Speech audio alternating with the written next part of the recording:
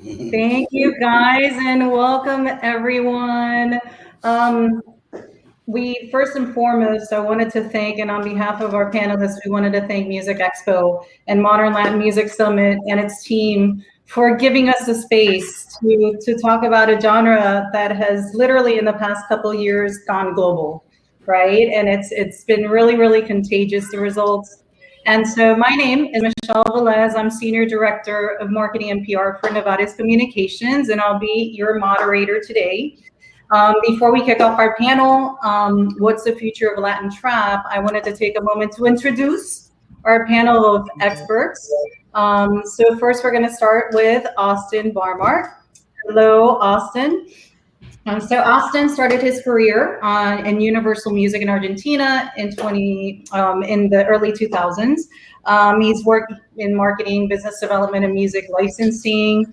He went on to integrate his business into Electric Field Entertainment, which is a world-renowned company that is home to an A-list roster of musical icons, rising superstars, producers, songwriters, you name it, brands, partners. He leads the development of its Latin division, and which includes songwriters and producers.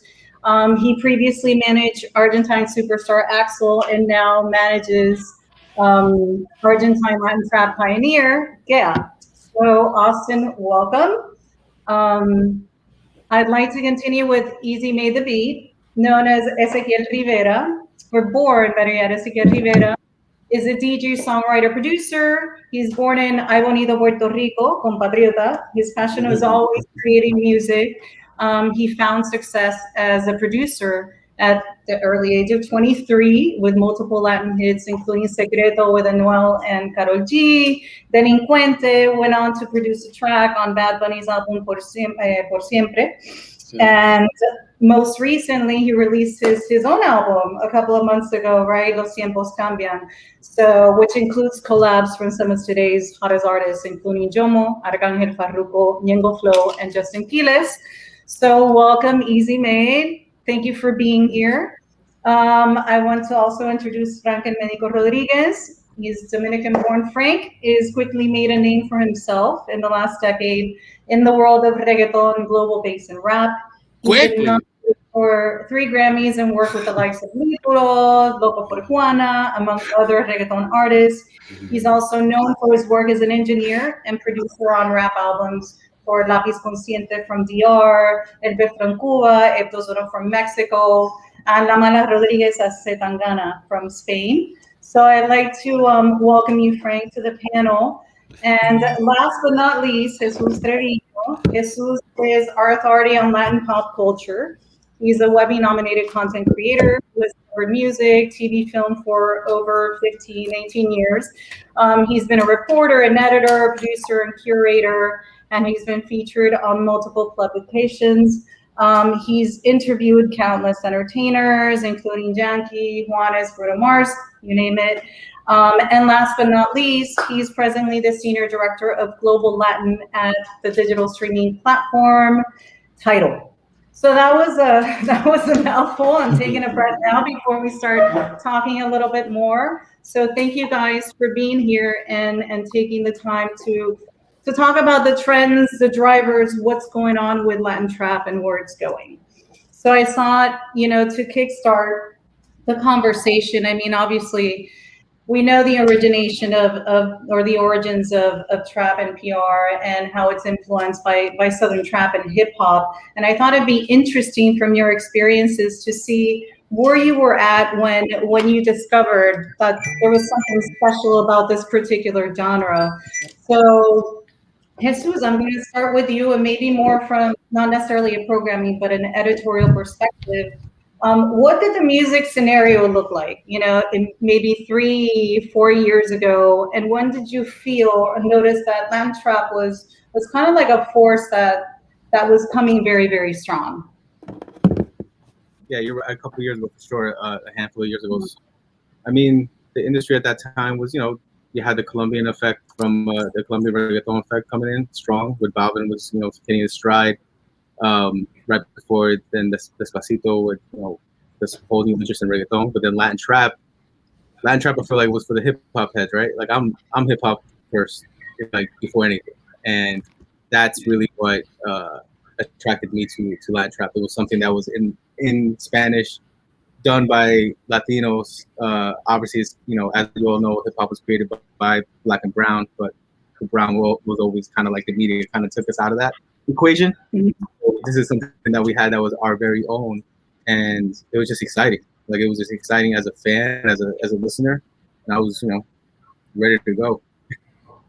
No, amazing. And I know, and we're gonna get to everybody because I want to hear everybody's perspective. But Austin, you're the expert, obviously being in South America and Argentina and having Latin trap be so strong in those territories back in a couple of years ago. What was happening in South America, specifically in Argentina, that made you kind of say, wait a minute, there's something new, there's something emerging, there's something strong coming on? I was working in a completely different genre, and because at the moment our trap scene was non-existent, so everything that was going on in the streets. Actually, I wasn't even connected with that, to be honest. And I remember back in the day, I was working at Universal, and an executive from Motown one day asked me, like, how big is Lil Wayne in Argentina? And I remember saying, like, he doesn't exist. Like, nobody ever is gonna buy an album of Lil Wayne. So I was that image of hip hop was very present, that it wasn't happening. So I took some time off of being in the road with Axel, and I just stumbled upon a song on a viral chart, and actually it was a Kea song, and I identified it was Argentine sound. And I was like, what's this? So I was in Uruguay, and I kept on listening to that song and trying to see where was this coming from. And next day I just went back to Argentina to try to connect with this kid and all his camp to see what was going on. So it happened overnight, from the streets to the platforms to everybody. It was crazy. But yeah, they just created it from one day to another. No, I think you're right. I think the momentum was building for a few years, but I think that we can all agree that it felt like it just happened from one night to the other. And so going to our production guys, our producers, our engineers, you guys were obviously in the trenches, right? You guys were already working with some of the artists that were pioneering this particular genre, specifically from DR and Puerto Rico. So I'll ask you first, Frank, when you heard the sound, what was it that stood out for you? Because obviously you had been working with reggaeton. This is something different. So what stood out for you? I've been living in Miami for most of my life at this point. Like, I was born in DR, but I've been living in Miami for most of my life. So this is not a sound that's new to us in Miami. Right. We've been living with this sound for a long time. And if you move up north, or if you take a trip up north to Atlanta and you turn on the radio, guess what?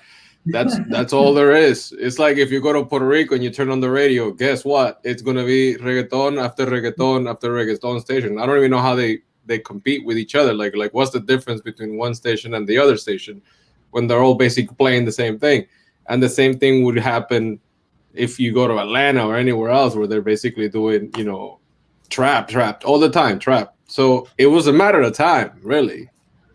Yeah, and it was happening in the underground in Puerto Rico for a long time. Like, nobody really relates Ozuna with trap, but he was in 2010 he was doing trap with Anuel. They were doing trap together before Anuel got signed to actually Anuel got signed to Maybach, to Rick Ross's label, before the whole jail incident and all of that stuff. And he was obviously, working on the same genres.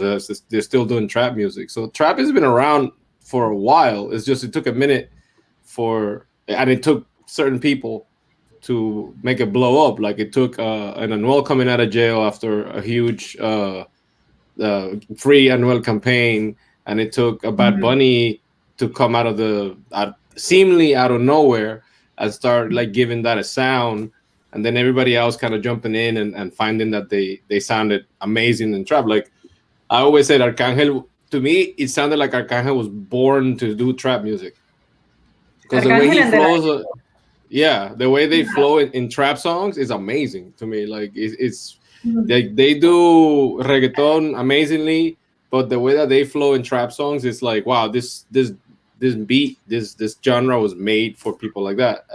But it's been coming for a long time, and it kind of, in a way, I think it kind of peaked. Like it got to a certain point, and then the new reggaeton wave is coming in now, and now it's kind of like pushing it to the background a little bit. It's still happening, but in a way, it's like people are kind of paying attention to like popeton type stuff, you know. And we're going to talk about that. Yeah, and I think you're right. I mean, I get exactly what you're saying. And by the way, I lived in Atlanta. I can attest in Atlanta, because it's no joke. It is for real. It is for real. And it was great. And so before we move on to kind of like a couple other things and the future and the trends, Easy, you worked with multiple talents, you know, down in Puerto Rico, Anuel and Bad Bunny, you know. So what's your take on it? How did it feel? What was the vision that these guys had? Because like Frank said, it took a minute, but it was building. Well, like me and Frank know each other from since the beginning of reggaeton. Yep. Like we could tell you the craziest stories of us in the studios and stuff like that. But I grew up most of my life. My later life here in Miami. So like the music, the traps kind of started with Dirty South before it was called trap. It was kind of like crunk with Little John, and then it changed to Dirty South, and then it transitioned to what became trap. So like the sound kind of like, me as a producer, that's what I always listened to when I was not doing reggaeton, because I kind of like doing reggaeton in the studio. Like the way I clear my mind was listening to English music and trap and stuff like that. So Alcahen grew up in New York. De La Ghetto grew up I think in New York too. So that's why when you say Frank says like they sound like they could flow easily on trap, it's because they listen to English music. They have background of hip hop music, you know. So like it makes it easier for them to something that they understand, that a lot of these guys from Puerto Rico really don't understand. They just know the Migos or this other artist or Drake, but they really don't understand what they're talking about. And that's why when Anuel came into the scene and he got signed to Rick Ross, he was doing trap, but nobody was accepting it yet because it wasn't like, it was too new for us, that hardcore trap, just like Amigos or just like Rick Ross type of feel into a music genre that's used to reggaeton, talking about how to fall in love with a girl. And now all of a sudden, and everything that happens after.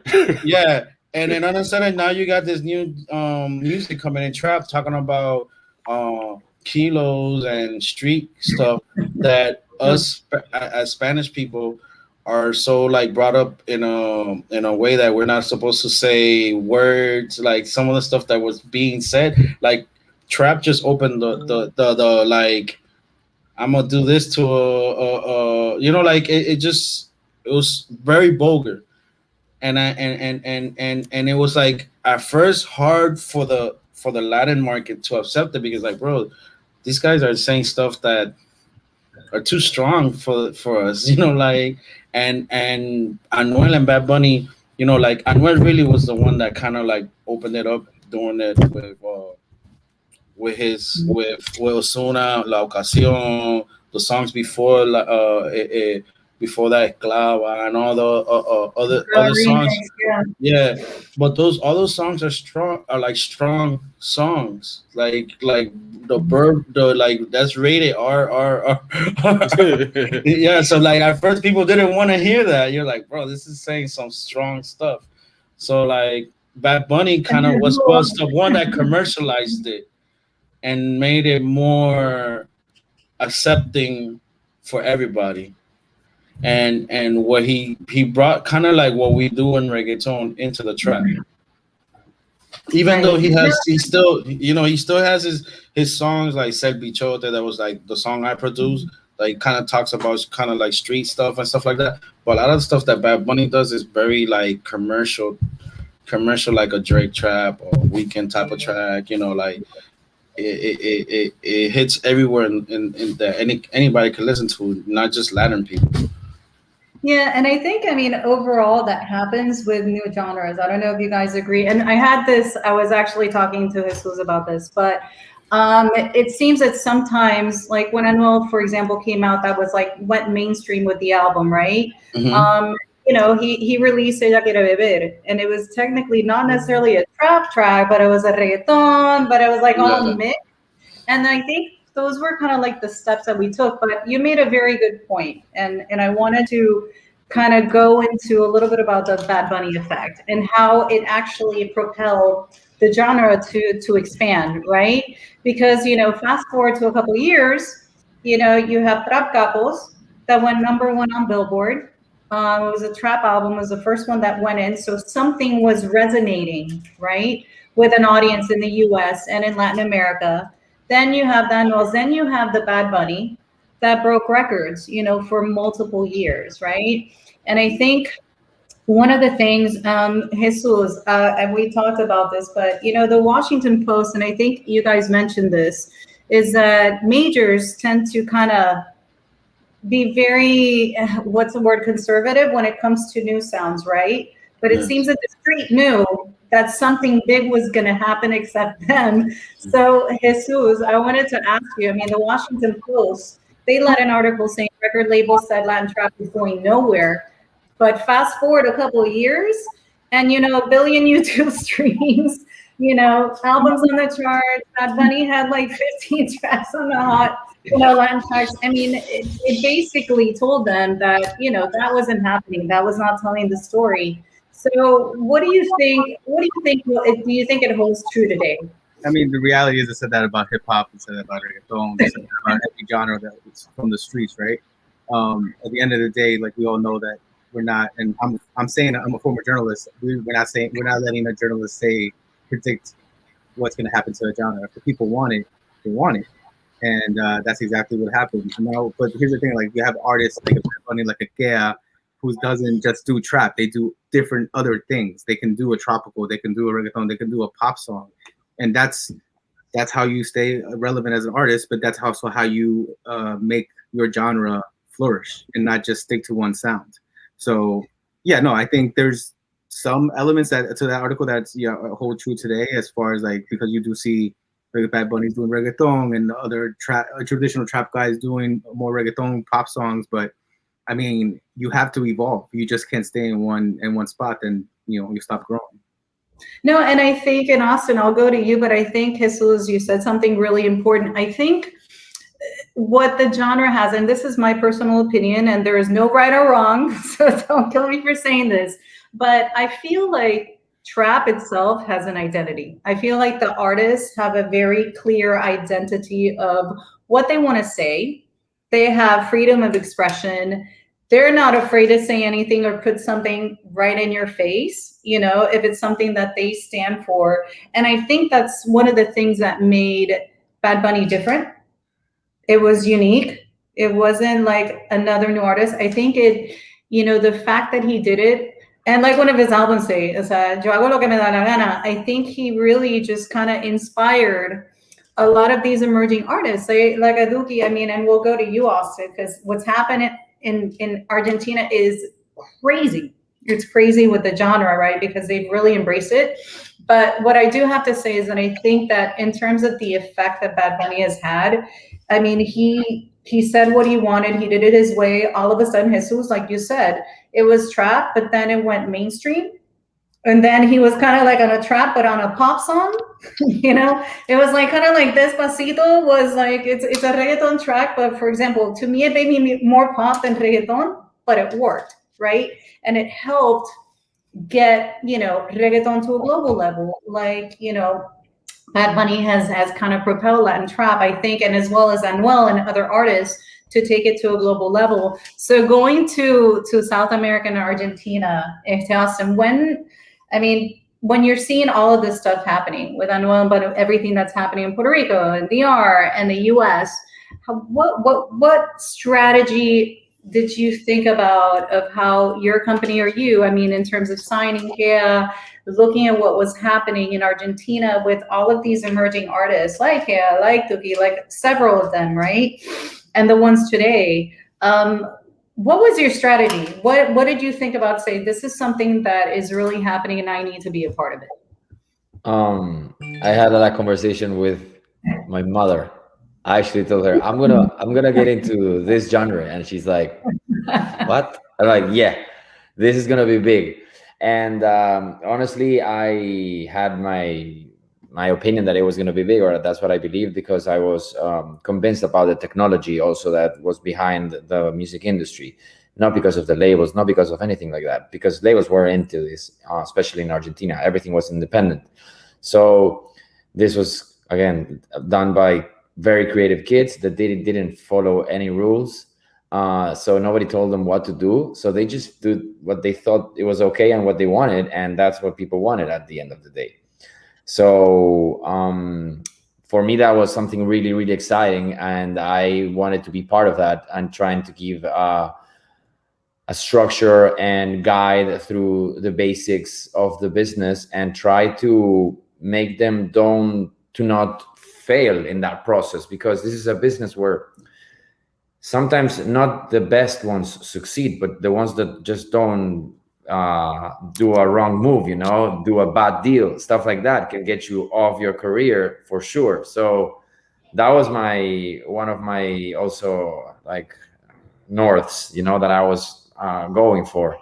I knew that the talent was there. I've never seen something like that coming from my country. So I was like, let's go. I already seen what happened in Puerto Rico, what happened in Colombia. So I thought like, okay, maybe this is our moment. And we were always defined by rock in Argentina, and nothing was happening in rock in the past 10 or 15 years. So it was time for a cultural change. So I thought it was going to be just so impactful. I remember saying, this is what your kids that are going to be 6 years old are going to be listening. And they were like, no, that's impossible. I'm like, no. Like, that's what's going to happen. It's just going to take some time. And it's happening already. So I'm happy about that. Yeah, no, and I think you mentioned something really interesting that I think, I mean, it also goes to the point that of the influence that hip hop and R&B have had, obviously, in the origins of trap, which is cultural influence. I think somehow the mechanics, the genre has something very special that's really engaging with the younger audiences. And Frank, I mean, Easy, you guys have been around, and like you said, it's funny that you say we've been listening to this for like 10 years. we worked with this. So when you started seeing the expansion, you know, fast forward and you see what Bad Bunny and all the impact that they're having and how a global audience is really connecting with them, you know, in terms of social media. O sea, ¿cómo se sintieron de eso que por fin algo que ustedes conocían, you know, something that you guys knew about, kind of started getting arms and kind of started expanding specifically in Argentina, which honestly, I think they haven't had such an impact in terms of a genre in probably like close to a decade, right? Austin, I mean, this was like the biggest thing that had happened in terms of musically, right? That a genre had impacted South America in such a long time, I think in a decade. And it's, it's like, what? You know, for me, Argentina is exactly what you say. It's, for me, Argentina is like rock, you know?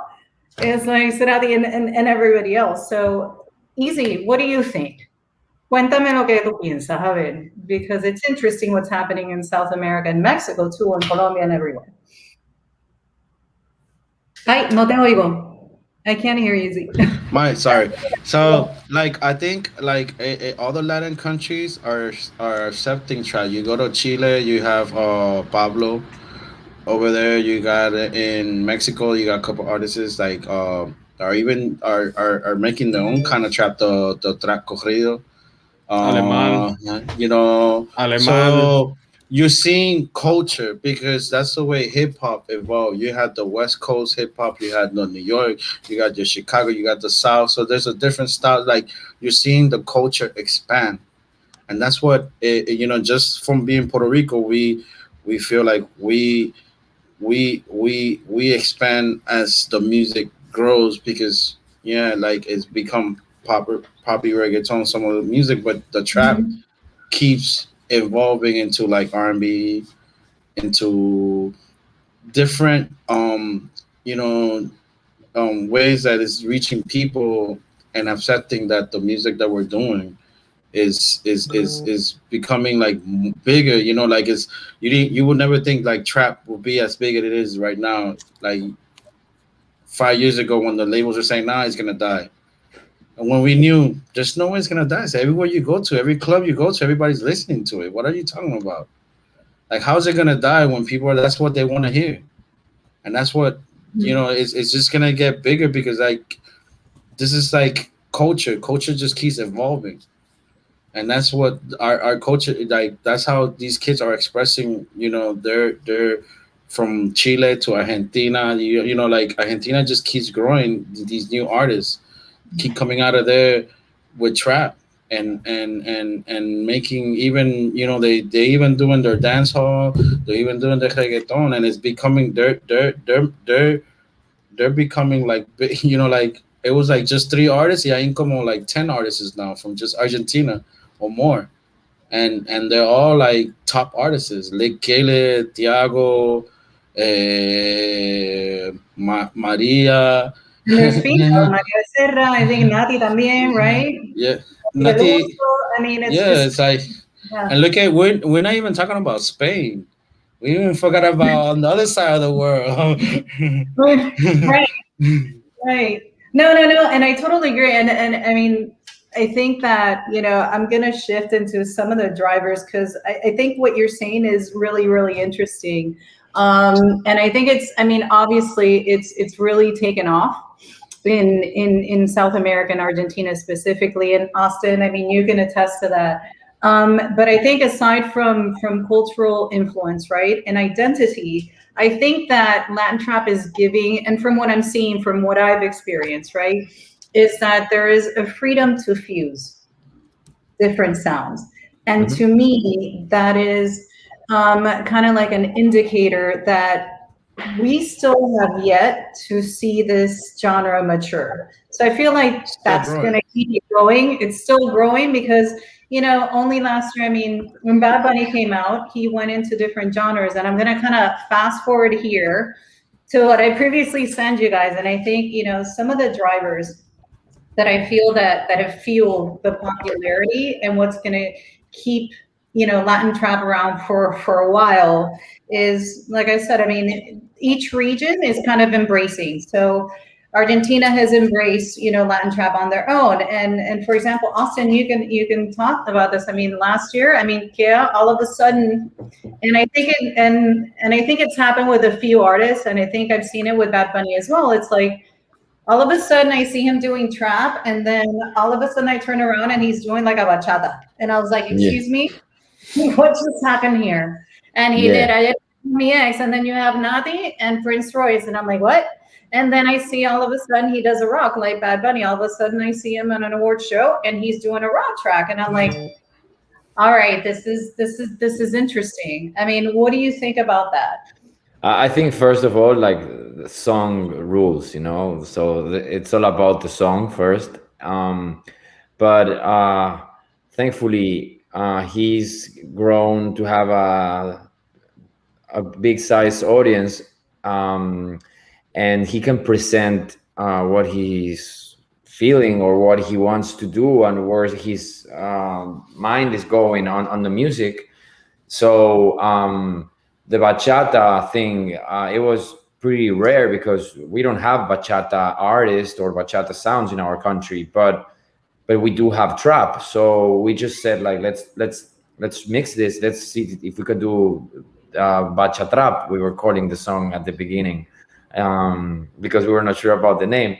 And we were not sure about anything about the song, to be honest. We just liked it. We liked how it sounded, and we were like very expecting very anxiously to see how the people reacted to it. So I think also the consumers, the people that enjoy this music are evolving as well, and they're not closed on sounds. So as the same way the artist is presenting different music, the people are ready to hear different music from the same artist.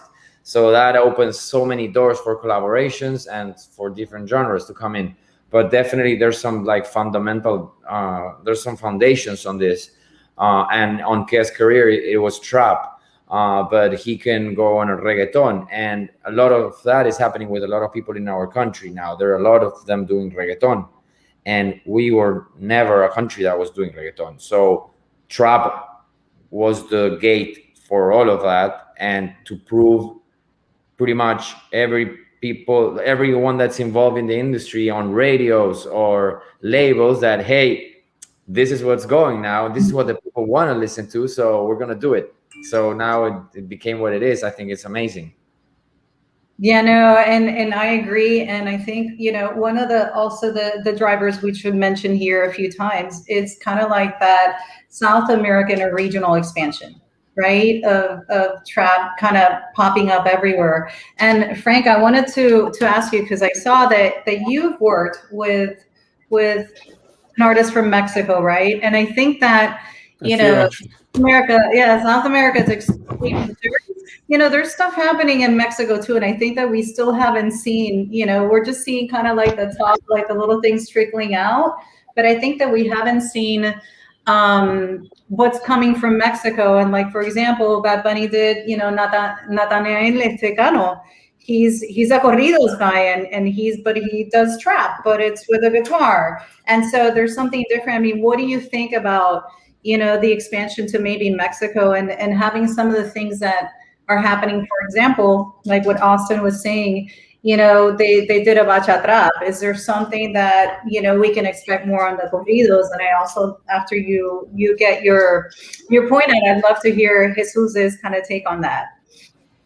I mean, I spent, like the last 3 years working in and out of Mexico. So I can tell you that the corrido trap, that's another thing that kind of like, oh my God, this is cool. And then nobody kind of followed through, you know, like nobody like there was not that second hit or that third hit didn't come, like mostly because people, I don't know, didn't want to follow through. But then you had Hera, who just did Botella Tras Botella, and that shit went like, that was worldwide. And that wasn't even a corrido. That was more like regional with like hip hop urban elements in it. And it's literally is worldwide. And they were actually talking about it like themselves. Like I want to hear people keep calling this regional music because we just went worldwide. And it's true. They went worldwide with essentially the subject of the season, which is, since we just went through a freaking almost 2-year-long pandemic, the number one casualty was relationships. So, so for real, like that was the number one casualty. It's like divorce is up, people broke up, and all that shit. So now, but it's like music, and that's what they're singing about right now. They're singing about like heartbreak or like in every respect, in every way possible. And that song is all about that. And obviously, it just landed at the right time with the right message. And we all know that regional music, corrido music, it's got that sad element to it.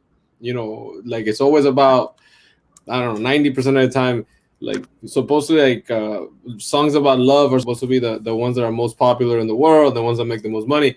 But when it comes to like regional music and corridos and it's mostly about heartbreak.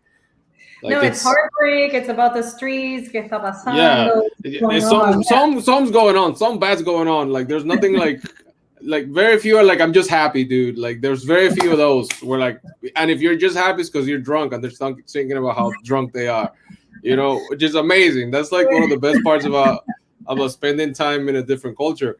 I think if there's a reason why it hasn't expanded as much as it should, is because Mexican radio is very monopolized. Like, it's really difficult to get your stuff on Mexican radio, and you have to be almost a superstar to get something on Mexican radio or be undeniable. Like, you know, you have to come out with something that you just cannot say. You cannot be like, no, I'm not playing that. You know, Tusa in Mexico was a huge hit. Like, you couldn't go anywhere. Like, you can go to, and they would tweet this. You can go to a preschool and start singing the chorus, and all the freaking kids would start singing the song because it was on the radio. And it just so happens that as this is happening, I come to Miami and I'm like, yo, have you heard this song, Tusa? And they're like, what? And I'm like, oh, snap. What is happening? Because over there, it's already at the point where we don't want to hear this. And over here, it hasn't even started. So, and it's all because if you get on the radio in Mexico, it's still one of those countries. If you get on the radio, you made it. Like, and if you do whatever you need to do, I'm not gonna say so that they can keep playing your song all the time, then you're good to go. You can then go over there and do 20 shows and make, you know, $500,000, $1 million from your 20 shows that you're gonna get booked over there in Mexico, and you move on with your life. So, but I don't see trap in the trap in Mexican radio, not for a long time. It took a long time for reggaeton to make it to Mexican radio. Imagine trap now. Well, it took a long time for reggaeton to make it into U.S. radio. It was like a second time around. And Jesus, I mean, you reported on this. And I think, you know, Latin America, I think radio is still a challenge. And we were going to mention that towards the end of the panel. But I mean, obviously, radio is a challenge. It's part of the industry and what, you know, things we have to deal with. But I think that in terms of the impact that it's having, I think it's going to change. I mean, Mexico is a territory that operates, I think, and I worked in Latin America, and you know, I worked at Sony. I started in the region in marketing, and I also worked at Universal. And it's, you know, Mexico and Argentina are very huge territories, and they work very different. And sometimes it's very traditional. I think I agree, Frank. I think it's gonna be a battle, but I don't know. We could win. We could win the battle. We may not see it in a while, but I mean, you never know. Jesus, ¿qué tú opinas? Because I think the expansion is something good, and I think eventually it'll impact traditional media like radio and TV, etc. I think, and I would say kudos to Jimmy and the Rancho Humilde crew. They've done a phenomenal job on making this more accessible to the youth and more palatable for like non-Mexicans like ourselves that, we didn't grow up with regional Mexican, but these are hip-hop inspired, corridos. And also like going back to Jimmy, like him signing someone like an Obi who's Cuban and having him do corridos as well, I think totally kind of just blew up that subgenre. Because now you see Karol G doing a corrido, you'd see Anuel and Ozuna having a trap corrido, and it sounds dope. So I think it's definitely going to be a challenge, but like Frank said, sometimes it's undeniable, and that's where we're heading. It might be a little bit more longer because just like look at the Spanish language media outlets, so they're still very prim and proper. They only hop on stuff when it's super, super hot, which I kind of hate, but it is what it is. They're not us, but then they can't deny us. So everything will come to a head. No, total. And I think, going into the trends, I think that, mainstream has definitely taken notice, which I think helps. You had a Bad Bunny go, with the Cardi B and Ozuna as well. And, you have, not that she's a trap artist, but, you have a Travis Scott coming in and going into, doing something with Rosalía, you got will.i.am, you got Nicki Minaj. So I think all of that is going to help settle in. And I think also the fusion between different genres, whether they're rock, whether it's 80s, whether it's 90s, those trends are also impacting Latin trap, which I think it's going to help in its longevity, right? And Jesus and in Austin, I think that there's also like the subgenre thing that's happening. I think there's the fusion of music that we talked about is really helping kind of like expand the genre and make it free to kind of like into whatever it is that the artist feels it should be, right? Is in terms of expression. So Jesus, you had mentioned something about drill and obviously the trap tumbados. And I'll start with you, Austin. Are you seeing any new trends, or do you think that in terms of South America and Argentina, is it kind of like this is what's happening and they're just starting before they start experimenting with other versions, right? Or other subgenres within the trap movement? Yes, it's going two ways. There's one way that's going much more mainstream, and they're aiming to pop and more reggaeton oriented. They're trying to, I think everybody's feeling that they want to do a bigger impact from Argentina, so they are trying different sounds, big sounds. And then there's another wave coming that is not that big or not that mainstream, that is more experimental, I would say, for a country that is kind of new in this, like on drill. So I just think we just hopped in a sound that was going on in the continent for 20, 30 years or more, and we just gave it our own twist, and we're just finding that way, and we got people experimenting both sides, so that's just how I see it. Hopefully it keeps growing. I'm like, this is not going away anytime soon. And actually, easy. And Frank, I think like you guys said before, it's clear that you guys have been around this genre for a very long time. Do you think we can expect something, in terms of sounds or fusions coming out of, our home base, Puerto Rico, República Dominicana? Following. And there's no right or wrong answer, by the way. This is a complicated situation. I think right now in Puerto Rico, what you're hearing a lot of the guys do is the drill. Like I just worked with CJ 2 tracks for his new album, and that's like CJ's trying to mix. He's an American art, like he's Puerto Rican doing American music, and he's trying to get into our genre. He's been doing like dembow and stuff with Alpha, and he did the remix of Whoopty with Anuel and Ozuna. Like he's trying to mix with the Latin artists. But like the other day, like Lee Quiles came to the studio and he saw that I was doing a drill with Bry, and he was like, "Yo, this is like this is like getting popular." I go, "Yeah, like this is like what all the artists now are like trying to get into." This sound of drill, because it's like kind of dark, but like drill eventually is gonna become drill R&B, drills. Like eventually it's gonna become just how trap first came out. Because right now they took the Tego and Don Omar song "Que digan que soy." They took that Bandoleros, and they made it into a drill, which is like Anonymous, a couple different artists on that track, and then John Zeta, and it was doing good. So like that's like from Puerto Rico, like a lot of the guys are trying to get that drill sound into their trap music, and like guys like Randy are doing like an R&B trap album, like so it's just gonna keep expanding, like. And leading other guys from different countries to do the same thing, to experiment with the music. Yeah, Oye, Jesus, I saw you laughing, smiling, or something when you mentioned drill. You mentioned CJ. Yeah, no. I have something to say or add. I personally love that Faruko song he has, but CJ has Faruko. That shit's banging. And I would say when drill, the one person I always say bring up on the line side is Chucky 73. He is killing it. Yes. He's, Dominican cat. I want to say from the Bronx, right, Easy? Yes. Yeah, but like he is killing it. New York.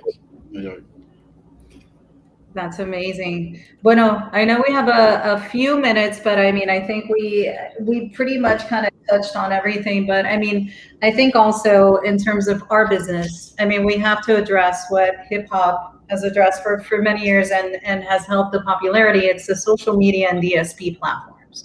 And I want to, in terms of the last 2 years, even through pandemic, the genre that kind of over-indexed in terms, over pop or anything else was hip hop and R&B. I mean, only in 2020, I mean, at least 30% of audio and video streams in the US only were all hip hop and R&B, generated. So I wanted to kind of ask you guys, what do you think in terms of content and musically? What do you guys think that makes a difference for Latin trap, to be as popular as maybe hip hop or R&B? Austin, I'll start with you. It's just, I think it's relatable music. It's simple. It's relatable. People relate to it. People jam to it.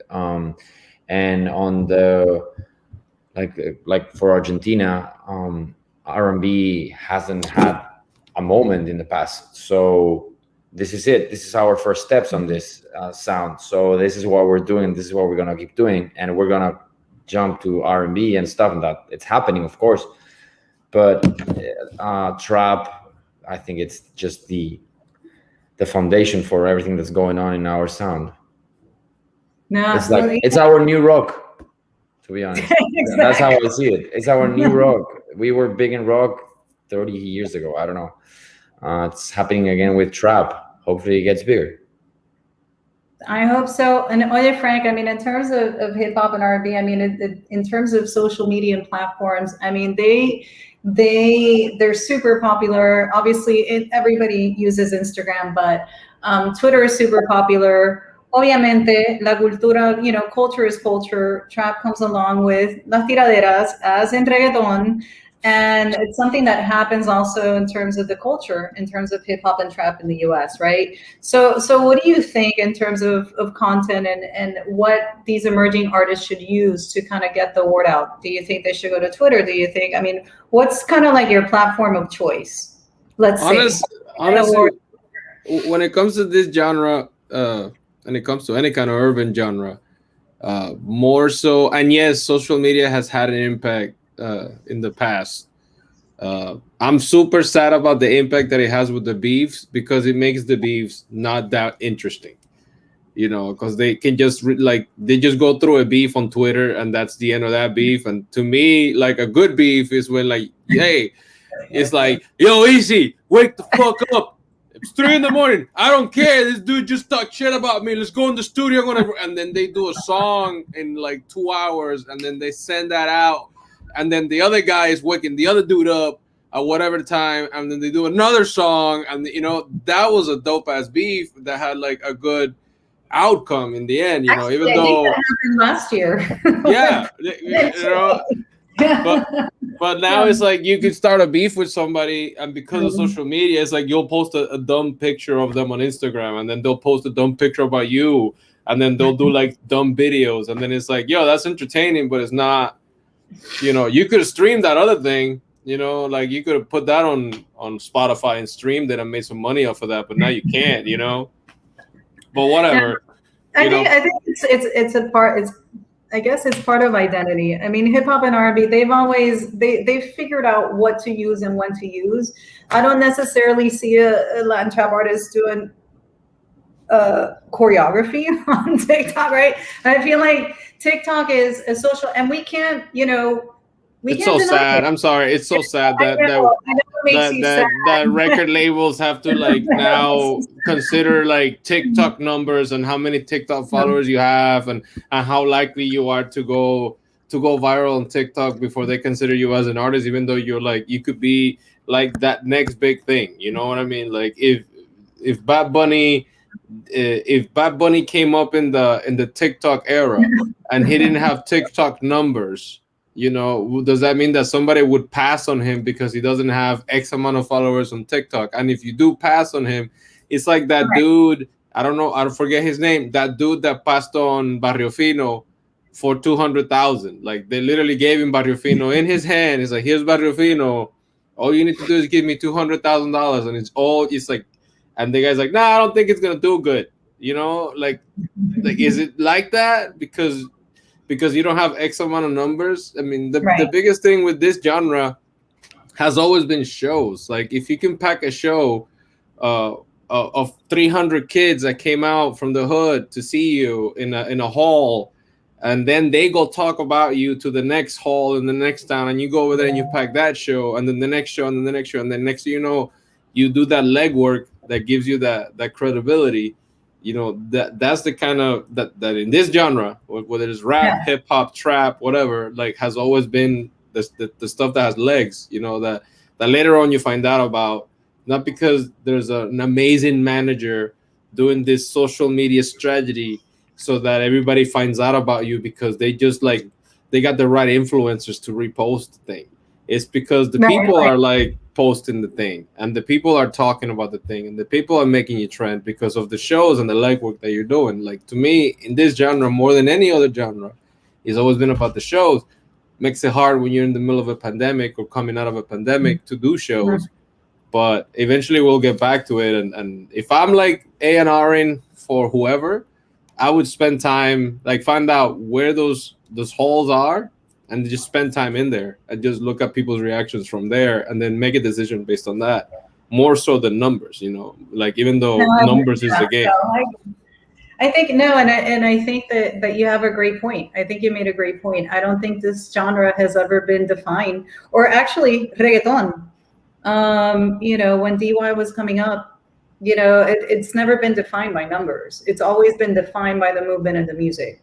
And I think you made a good point. Yo creo que, you know, in terms of distribution channels and technology, it's the way I see it. It's a way to reach a particular audience. You just have to kind of be smart about it, right? And I think es un mal necesario, to be really honest. It's not going away. Labels may think different. Austin, I you know, I wanted to close before I see if we have any questions, but I mean, obviously you're a manager y tienes que bregar con el mal necesario, whether it's, you know, it's CSP, it's social media, maybe it's not them, maybe whatever it is. I mean, I think that Frank has an excellent point, you know, and I agree with some things, but I mean, from your perspective, ¿cómo lo ves? How do you see it? Everybody looks at the numbers.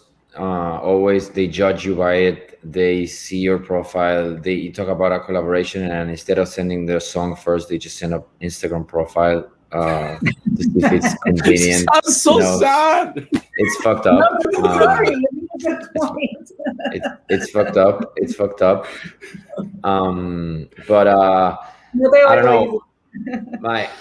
My approach, especially with Kea, we were. There was a moment that his following was dropping, maybe 2 years ago. I don't know.